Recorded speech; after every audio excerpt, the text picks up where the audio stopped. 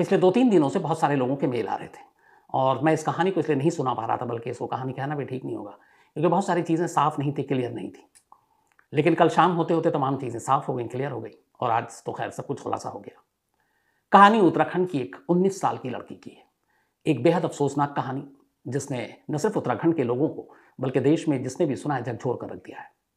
उत्तराखंड को हम लोग देवभूमि भी कहते हैं, मेरा तो बहुत ही करीबी रिश्ता भी है उत्तराखंड से। और ये भी है कि उत्तराखंड के लोग, पहाड़ी लोग बड़े सीधे शरीफ होते हैं। और कई बार ये बातें भी होती हैं कि जो आज के दौर में जिस तरीके से जुर्म अपने पाँव पसार रहा है, कम से कम कुछ इलाके ऐसे हैं देश में जो अछूते हैं इससे, और उसमें इस देवभूमि का भी ज़िक्र आता है। लेकिन शायद ये गलत है। जो गलत सोच रखते हैं और इस तरह की चीज़ें करते हैं, वो शायद अपने देश में हर जगह पहुँच चुके हैं।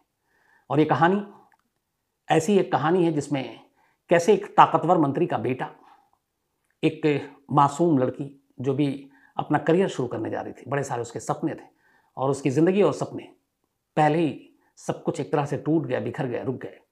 कहानी अंकिता भंडारी की है।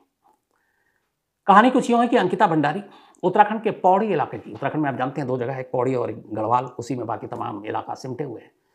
तो इसी पौड़ी के एक श्रीकोट गाँव है, बहुत ही दूर-दराज़।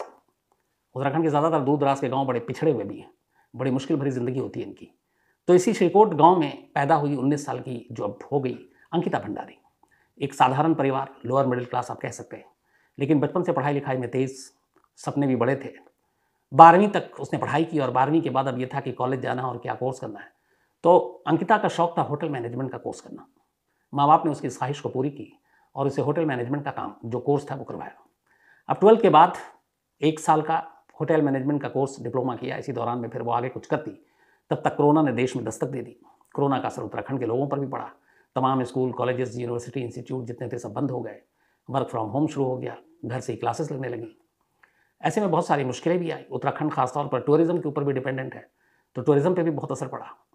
पर धीरे-धीरे 21 और 22 का साल लगभग जब खत्म होने लगा और 22 आया, कोरोना थोड़ा कमज़ोर हुआ, कोरोना की दहशत थोड़ी कम हुई, दुनिया फिर से पटरी पर लौटने लगी और फिर से अब अंकिता ने अपने सपने को पूरा करने की ठानी। अगस्त, अभी लास्ट मंथ, पिछले महीने की बात है, 18 अगस्त की तारीख थी। अंकिता ने चूँकि होटल मैनेजमेंट का काम किया, उसने कहा कि कुछ एक्सपीरियंस के लिए कहीं छोटी-मोटी जगह पर काम करें। इत्तेफाक से उसे अपने एक जानने वाले के ज़रिए पता चला कि हरिद्वार और ऋषिकेश से करीब 8 किलोमीटर दूर एक रिज़ॉर्ट है और उस रिज़ॉर्ट में एक रिसेप्शनिस्ट की जगह खाली है। वनंतरा इस रिज़ॉर्ट का नाम था। इस रिज़ॉर्ट का जो मालिक था, वो उत्तराखंड के एक ताकतवर बीजेपी नेता विनोद आर्य, जो कि एक पूर्व राज्य मंत्री का दर्जा भी जिन्हें प्राप्त था, अच्छी खासी पैठ अपने इलाके में। तो उनका बेटा पुलकित आर्य, उसने 2017 में ऋषिकेश से करीब 8 किलोमीटर दूर हाईवे से अंदर जंगल में, घने जंगलों के बीच एक रिज़ॉर्ट बनाया जिसका नाम वनंतरा रखा। 2018 में इसका काम शुरू हुआ था, बल्कि 17 में। 18 में ये रिज़ॉर्ट बनकर तैयार हो गया। पिछले 4 सालों से यहाँ सैलानियों का आना-जाना लगा हुआ था और इस रिज़ॉर्ट में सब कुछ ठीक चल रहा था। 18 अगस्त को अंकिता, जो कि होटल मैनेजमेंट का कोर्स कर चुकी है, अपने एक जानने वाले के थ्रू इस रिज़ॉर्ट में पहुँचती है, इंटरव्यू देती है और आखिर में वो एक रिसेप्शनिस्ट के तौर पर सिलेक्ट हो जाती है और वहाँ काम करना शुरू कर देती है। 18 अगस्त को, अगस्त का महीना बीतता है, अब सितंबर आ गया। लगभग महीना पूरा हो चुका था, बल्कि ठीक 1 महीना पूरा हुआ 18 सितंबर को। 18 सितंबर दोपहर का वक्त था। अंकिता अपने कमरे में थी। चूँकि अंकिता का जो गाँव है, श्रीकोट गाँव, वो इस रिज़ॉर्ट से, जो ऋषिकेश में, उसकी दूरी करीब 150 किलोमीटर, 150 किलोमीटर। तो अब डेली ट्रैवल करना बड़ा मुश्किल है और इतनी कम सैलरी में आप, इतना साधन भी नहीं है कि आप घर आ जा सकें और 150 किलोमीटर पहाड़ी इलाका भी है, तो आप उस रास्ते को उस हिसाब से देखें। वहाँ 1-1 घंटे में मुश्किल से 20-30 किलोमीटर की सफ़र तय आप कर पाते हैं। तो इसीलिए इसी रिज़ॉर्ट में ही एक कमरे में रहा करती थी अंकिता। 18 सितंबर दोपहर 3 बजे उस रिज़ॉर्ट के रसोइये ने आखिरी बार अंकिता को देखा था और तब वो गुस्से में थी। उसकी शायद लड़ाई हुई थी उसी रिज़ॉर्ट के जो मालिक है, पुलकित आर्य से। इसके बाद किसी ने देखा नहीं अंकिता को। 18 सितंबर की तारीख चली गई। 19 सितंबर की सुबह करीब 11 बजे के आसपास इस रिज़ॉर्ट का ओनर पुलकित आर्य वहाँ लोकल पुलिस स्टेशन में जाता है और वहाँ जाकर एक रिपोर्ट लिखाता है। रिपोर्ट ये कि कल शाम तक अंकिता रिज़ॉर्ट में ही थी, सब कुछ ठीक था, लेकिन फिर रात को वो अपने कमरे में सोने गई और सुबह जब उसको ड्यूटी पर रिसेप्शन पर बैठना था, वो गायब थी और कहाँ गई, उसका मोबाइल भी बंद है, तो कुछ पता नहीं है और इसलिए उसकी हम गुमशुदगी की रिपोर्ट लिखाने आए। अब पुलिस रिपोर्ट लिख लेती है, लेकिन बस हवा ही रिपोर्ट लिखती है, इसके आगे कुछ नहीं करती। इस रिपोर्ट को लिखाने के बाद अब दोपहर के बाद 19 तारीख को पुलकित अंकिता के माँ बाप को श्रीकोट में फ़ोन करता है और कहता है कि अंकिता गायब है। अब वो बेचारे साधारण से परिवार के लोग ये सुनते ही पहले तो उन्हें यकीन नहीं होता, लेकिन फिर वो बदहवास ये खबर सुनकर, अच्छा वो 150 किलोमीटर का सफ़र, पहाड़ी उत्तराखंड में बहुत सारे ऐसे गांव इलाके हैं जहाँ पे बस के भी टाइम होते हैं आने और जाने के, अगर एक बस मिस हो गई तो फिर आपका एक दिन गया। तो वहाँ पे भी इनके साथ वही दुश्वारी थी, चढ़ाई से नीचे उतरना, फिर पब्लिक ट्रांसपोर्ट के जरिए यहाँ तक पहुँचना, तो शायद उस बस का वक्त नहीं था। तो 21 को रिपोर्ट लिखाई, 22 तारीख को अंकिता के माँ बाप पहुँचते हैं यहाँ जहाँ पर रिजॉर्ट था, और वहाँ जाकर फिर पुलकित उन्हें सारी बात बताता है। इसके बाद वो उसी पुलिस स्टेशन में पहुँचते हैं जहाँ पे पुलकित ने एक रिपोर्ट लिखाई थी 19 तारीख को, बल्कि ये 20 को पहुँचे थे, 18 को गायब हुई, 19 को रिपोर्ट लिखाई और 20 की सुबह। अब ये जब पुलिस के पास पहुँचते हैं, इत्तेफाक से उसी वक्त एक अंकिता का दोस्त था जो जम्मू में रहता है, और अंकिता का बहुत ही करीबी दोस्त, उससे अक्सर सारी बातें होती, वो सारी चीज़ें शेयर करती। उस दोस्त ने, शायद उसने भी फ़ोन मिलाया, 18 की रात से बात नहीं हुई, मोबाइल बंद, 19 को भी नहीं, बात बंद। अब वो अंकिता के माँ बाप को भी जानता था। इधर 20 तारीख को अंकिता की तलाश में उसके माँ बाप यहाँ पहुँचते हैं, और उसी दौरान उस दोस्त को जम्मू में बैठे हुए ये पता चलता है कि अंकिता गायब है। वो अंकिता के पिता को फ़ोन करता है और बताता है कि मेरी 23 की दोपहर को अंकिता से, बल्कि 18 की दोपहर को अंकिता से आखिरी बार बात हुई और वो रो रही थी, और उसने कुछ ऐसी चीज़ें बताई हैं। फिर वो कुछ चैट, जो व्हाट्सअप चैट हुआ था दोनों में, उसके शॉट भी भेज देता है। अब जब ये पता चलता है तो उसके अंकिता के फादर को ये सीधा सीधा लगता है कि इसके पीछे कहीं ना कहीं पुलकित का हाथ है, चूँकि उसके दोस्त ने भी बताया। अब अंकिता के पिता पुलिस से ये कहते हैं कि मेरी बेटी की गुमशुदगी में इस रिजॉर्ट के ओनर पुलकित का हाथ है, आप उसके खिलाफ एफआईआर दर्ज कीजिए। लेकिन क्या मजाल, जो एक ताकतवर नेता के बेटे के खिलाफ उत्तराखंड की पुलिस रिपोर्ट दर्ज करे, वो टरकाती रही। बाप 4 घंटे तक पुलिस स्टेशन के कंपाउंड में खड़ा है, माँ खड़ी है, भाई खड़ा है, पुलिस रिपोर्ट नहीं लिख रही।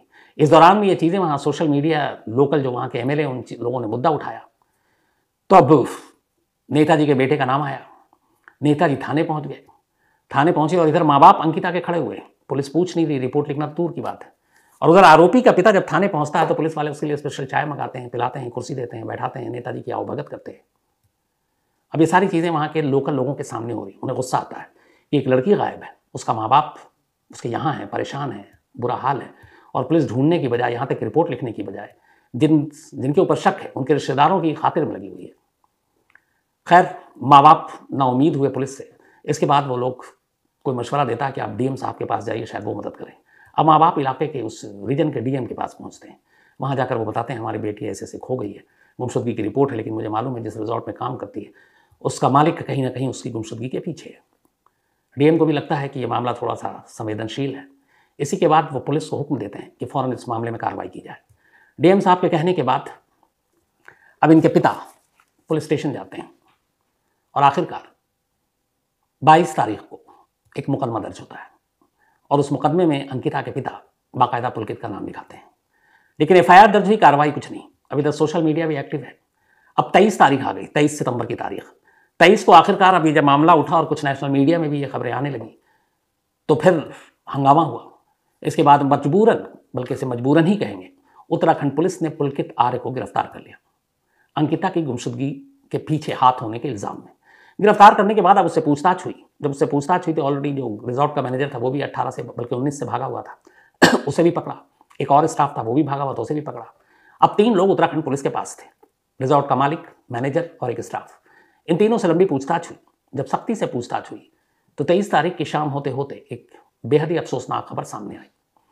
इन तीनों ने एक्सेप्ट किया कि 18 सितंबर को ही उन्होंने अंकिता को मार डाला था, और अंकिता को जिस तरीके से मारा उसकी पूरी कहानी बताई, जिस वजह से मारी उसकी भी कहानी बताई।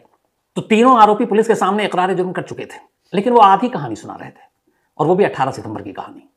कहानी ये थी कि पुलकित ने पुलिस को बताया कि 18 सितंबर की दोपहर को अंकिता के साथ किसी बात पे झगड़ा हुआ। इसके बाद उसका मूड ठीक करने के लिए पुलकित ने यह तय किया कि चलो इसको थोड़ा ऋषिकेश घुमा कर लेकर आते हैं।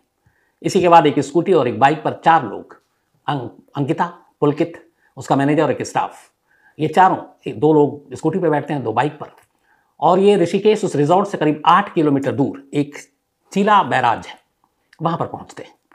वहाँ जाने के बाद ये तीनों, पुलकित और उसके दोनों साथी, मैनेजर और स्टाफ, शराब पीते हैं। इसके बाद अब अंधेरा हो चुका था। फिर वहाँ पे किसी बात पे अंकिता से झगड़ा होता है। जहाँ पे ये लोग खड़े थे और झगड़ा हो रहा था वहीं पे ये बैराज था। बैराज मतलब एक तरह का बांध जहाँ से पानी छोड़ा या कम किया जाता है, पानी के फ्लो पे कंट्रोल किया जाता है। तो जो पुलकित है उसका कहना है किसी झगड़े के दौरान उसे गुस्सा आया और उसने अंकिता को धक्का दे दिया और अंकिता उस बैराज के पानी में जा गिरी। और ये लोग फिर वापस उसी स्कूटी और बाइक पर लौट आते हैं, अंकिता को पानी में फेंक कर, पलट कर भी नहीं देखते कि वो जिंदा है कि नहीं है, और ये वहां से चले आते हैं। अब उत्तराखंड पुलिस के हाथ में एक सीसीटीवी फुटेज लगा है, उसमें रिजॉर्ट से इस बैराज तक आने के दौरान एक जगह कैमरे में 4 लोग दिखाई दे रहे हैं, जो कि स्कूटी 2 और 2 बाइक पे बैठे हैं। लेकिन वापसी में उसी स्कूटी और बाइक पर एक कम हो गया, अब 3 लोग बैठे हैं, अंकिता गायब है। अब इन्होंने इतनी कहानी सुनाई और उसके बाद पुलकित ने बताया कि चूंकि उस पर शक ना हो इसलिए अगले दिन सुबह जाकर उसने खुद ही पुलिस में मिसिंग रिपोर्ट भी लिखा दी। अब यहां तक कहानी सुनाई, लेकिन जैसे ही पुलिस को पता चला, अब उस बैराज के आसपास तमाम गोताखोरों को, डाइवर्स को भेजा गया कि तलाश करो, लेकिन कहीं कोई लाश मिली नहीं। अब ये भी पता नहीं है कि अंकिता जिंदा है, बच गई, बट वो खुद भी सामने नहीं आ रही। तलाश जारी रही, कई राउंड तलाश हुई और आखिरकार 24 सितंबर को, यानी कि आज सैटरडे के दिन, इस बैराज से जहां पे उसने धक्का दिया था उससे करीब 8 किलोमीटर दूर एक चीला पावर हाउस है, वहां पर एक लड़की की लाश मिली, गोताखोरों ने निकाला। इसके बाद अंकिता के माँ बाप को बुलाया गया, उन्होंने शिनाख्त की लाश की अपनी बेटी अंकिता के तौर पर। अब सवाल ये था कि 5 से 6 दिनों में अंकिता को जिस बैराज से फेंका गया, गिराया गया, धक्का दिया गया, वहां से लाश 8 किलोमीटर के दायरे में ही थी। बहुत मुमकिन है कि लाश बहकर नामालूम कहाँ चली जाती। ऐसा क्यों नहीं हुआ? तो लाश कहीं फंस गई थी, अटक गई थी, और इस बांध या बैराज के पानी को रोका गया तो पानी कम हुआ और उसके बाद गोताखोरों को फिर ये लाश मिली और यहीं से कातिल एक तरह से शिकंजे में आया। अगर ये लाश बहकर निकल जाती तो क्या पता, कातिलों का दावा तो यही होता कि हमने तो कत्ल ही नहीं किया, कत्ल हुआ है तो पहले लाश लेकर और ढूंढ कर लाओ। ऐसे बहुत सारे केसेस हुए हैं। लेकिन यहाँ अच्छी बात यह हुई कि कातिलों का ये मंसूबा नाकाम हो गया, अंकिता की लाश बरामद हो गई। अब कातिल ने आधी कहानी सुनाई, लेकिन वो लगातार यही बताते रहे कि झगड़ा हुआ और उसके बाद हमने धक्का दिया, लेकिन किस बात पे झगड़ा हुआ, क्या हुआ, ये कहानी नहीं बता रहे। लेकिन इधर अंकिता के माँ बाप ने जम्मू में बैठे उस दोस्त से मिले उस ऑडियो कॉल की रिकॉर्डिंग और उस व्हाट्सएप चैट पुलिस को दे दिए थे। और ये दोनों जो चीज़ें थी ये इशारा कर रही थी कहीं और। जो पूरा व्हाट्सएप चैट है उसके जो मजमून है वो कुछ यूँ है कि अंकिता अपने दोस्त को कह रही है कि ये लोग मुझे गलत समझ रहे हैं, ये समझते हैं कि मैं 10,000 में ये मुझे ख़रीद लेंगे, ये समझते हैं कि मैं उस टाइप की लड़की हूँ, ये मुझे ज़बरदस्ती कस्टमर या जो गेस्ट हैं रिजॉर्ट पर ठहरने आते हैं उनके कमरे में भेजना चाहते हैं और मैं इनको मना कर रही हूँ, ये गुस्सा मेरा कहीं और उतार रहे हैं और ये सब ठीक नहीं है। ऑडियो कॉल है, उसमें वो रो रही है, वो अपने एक बैग को मंगा रही है, शायद उस रिजॉर्ट को छोड़कर जाना चाहती थी। तो अभी तक की जो पुलिस की इन्वेस्टिगेशन है और जो वहाँ के डीजीपी है उन्होंने खुद रिकॉर्ड पे ये कहा है, वो ये है कि इस रिजॉर्ट को शुरू तो किया गया था चलाने के लिए, लेकिन शायद रिजॉर्ट उतना चला नहीं है। एक तो 8 किलोमीटर मतलब हाईवे से अंदर, जंगल के अंदर है, तो शायद नेताजी के बेटे ने इस रिजॉर्ट में दुनिया का सबसे पुराना धंधा शुरू करने का फैसला किया, यानी जिसमें फरोशी का। और रिजॉर्ट का जो लोकेशन है, एक तो बिल्कुल आसपास सन्नाटा जंगल, तो सुकून और ऐसी तन्हाई ढूंढने वाले लोगों के लिए भी बिल्कुल परफेक्ट जगह है। तो उसे लगा कि शायद रिजॉर्ट का बिजनेस भी बढ़ेगा। और जब अंकिता की नौकरी लगी तो उसे लगा कि इसे भी इस धंधे में उतार दिया जाए, पर उसे मालूम नहीं था कि अंकिता इस तरीके से उसके खिलाफ जाएगी, इन चीज़ों का विरोध करेगी। अब वो शायद जा भी सकती थी, लेकिन यहीं पे उसको लगा कि शायद वो अपना मुंह न खोल दे और ये न बता दे कि इस रिजॉर्ट में क्या कुछ होता है। तो ये एक डर था जिसकी वजह से पुलकित ने अंकिता को रास्ते से हटाया। अब पुलिस को इस सारी चीज़ों की तफ्तीश करनी है, लेकिन यहाँ पे खेल देखिए कि ये सारी चीज़ों का खुलासा हुआ, लोगों में तो गुस्सा था ही था। अचानक आज ही 24 तारीख को जब लाश मिलती है, जो उत्तराखंड पुलिस 2 दिन तक अंकिता के माँ बाप को टरकाते रहे, एफआईआर तक नहीं लिखते हैं, जो डीएम के कहने के बाद लिखते हैं, जो आरोपियों के घर वालों, रिश्तेदारों, पिता की मेहमान नवाजी कर रहे हैं, जब ये सारी चीज़ें आई, अचानक वही जो अपना नया आजकल देश में चल रहा है, एक बुलडोजर भेजा गया और इस रिजॉर्ट को गिरा दिया गया।